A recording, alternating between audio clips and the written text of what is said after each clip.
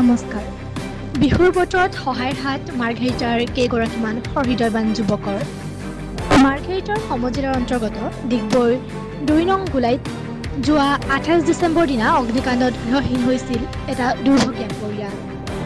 তেওঁলোকৰ দুখ দুৰ্দশা দেখি বিহুৰ বতৰত মাৰ্ঘেৰিটাৰ কেইগৰাকীমান সহৃদয়বান যুৱকে সহায়ৰ হাত আগবঢ়ায়।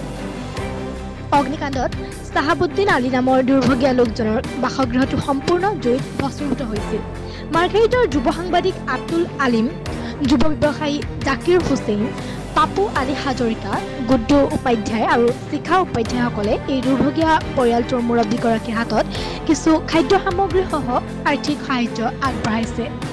যুৱককেইজনৰ এই পদক্ষেপক দুৰ্ভগীয়া পৰিয়ালটোৰ লগতে স্থানীয় ৰাইজে শলাগ জনাইছে।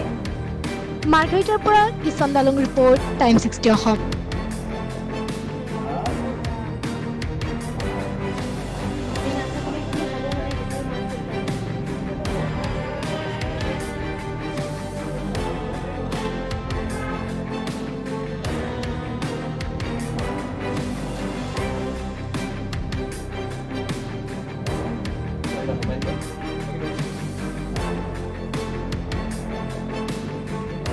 মই যিমান পাৰিছোঁ মোৰ পৰা সহায় কৰিছোঁ সিহঁতক, কিন্তু মই সিহঁতে দুখ দেখি মানে আপোনালোকক মই কল কৰিছোঁ, আপোনালোকে কিবা এটা হেল্প কৰক। সেইটো কাৰণে মই আপোনালোকক মাতিছোঁ সিহঁতক হেল্প কৰিবৰ কাৰণে। বাছ সিমানটো। মানে হেৰি কি হৈছিল ঘটনাটো, কেনেকৈ মানে জুই লাগিছিলে আৰু এক্সিডেণ্ট সিহঁতে একোৱেই নাই।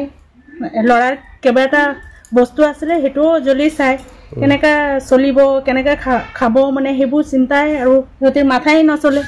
তেতিয়া মই আছিলোঁ চিনাকি ওপৰৱালা হয় ন, মানুহৰ কোনো নাথাকিলে এটা থাকে। তো মই আছিলোঁ, মই কৈছোঁ বাদ দে, চিন্তা কৰিব নালাগে, মই কৰিম যি কৰিম। তো তেতিয়াৰ পৰা এতিয়ালৈকে মই হেল্প কৰিছোঁ।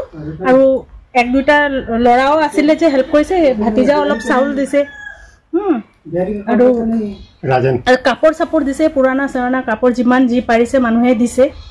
বাছ সিমানটো। এইটো কাৰণে আৰুতো অহা নাই, হেল্প কৰিম বুলি কৈছে, কোনো কৰা নাই এতিয়াও। তো মই মানে বাধ্যত পৰি আপোনালোকক মাতিছোঁ। মাতি মই কৈছোঁ যে এটা সহায় কৰিবৰ কাৰণে, তো আপোনালোকে যথেষ্ট কৰিলে, সেইটো বহুত ধন্যবাদ আপোনালোকক।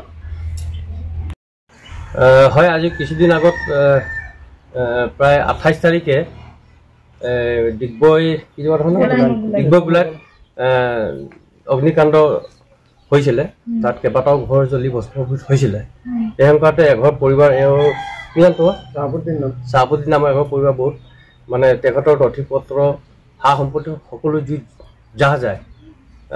সেইমৰ্মে গুড্ডু উপাধ্যায় তেখেতে বহুত সেৱা চিন্তা কৰিলে আৰু তেওঁ আমালৈ কণ্টেক্ট কৰিলে যে এনেকুৱা অৱস্থা বৰ নিৰাশাৰ হৈছে, আমি যি পাৰিলোঁ সহায় কৰিলোঁ, গতিকে আপোনালোকে কিবা এটা। সেই সংক্ৰান্তে মই আৰু মোৰ বন্ধু জাকিৰ, এজন বিশিষ্ট ব্যৱসায়ী, তেখেতো যথেষ্ট সহযোগ কৰিছে। লগত পাপু আহমেদ বুলিও পাপু হাজৰিকা আমাৰ এই নেতৃত্বত আমি যি পাৰিছোঁ 4টা কম্বেল আৰু ৰাচন অকণমানি আৰু লগত ধন কিছু পৰিমাণে হ'লেও তেখেতৰ যাতে জীৱনত কিবা এটা কৰিব পাৰিছোঁ, সেয়ে আহি আজি ইয়াত উপস্থিত হৈ আমি এইখিনি বিতৰণ কৰিছোঁ। ধন্যবাদ।